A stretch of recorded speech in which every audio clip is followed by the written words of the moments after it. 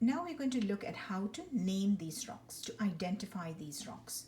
In order to do that, we have to look at both the texture and the composition.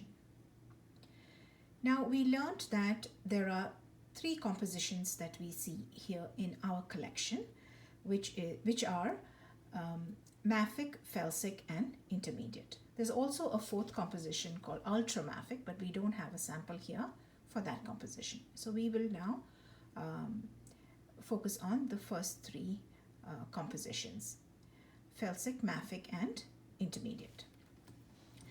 In terms of texture, we have a glossy texture. Then we have the texture with the porous appearance. Then we have the fine grain texture, the coarse grain texture, the very coarse grain texture, and then the texture with 2 grain sizes.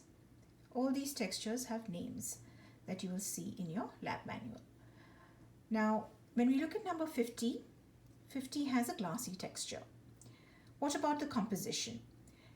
Now, because this is composed of volcanic glass, it doesn't have any crystals, so it doesn't have any minerals in it.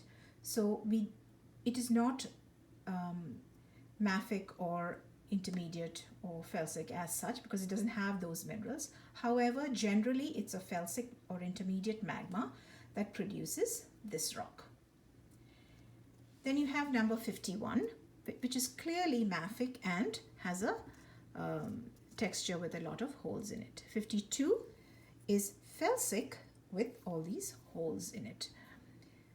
53 has two grain sizes. So this is a particular texture that has 2 grain sizes.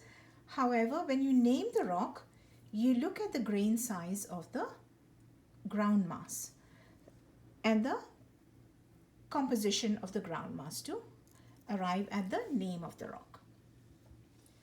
Then you have sample number 54, which is mafic and fine grained.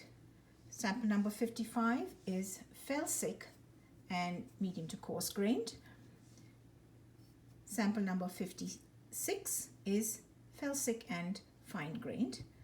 Sample number 57 is intermediate and coarse grained. And sample number 58 is mafic and coarse grained. Sample number 59 is felsic and very coarse grained. So using the composition and the texture and looking at your chart on page 132 in your lab manual, you can classify and identify these igneous rocks.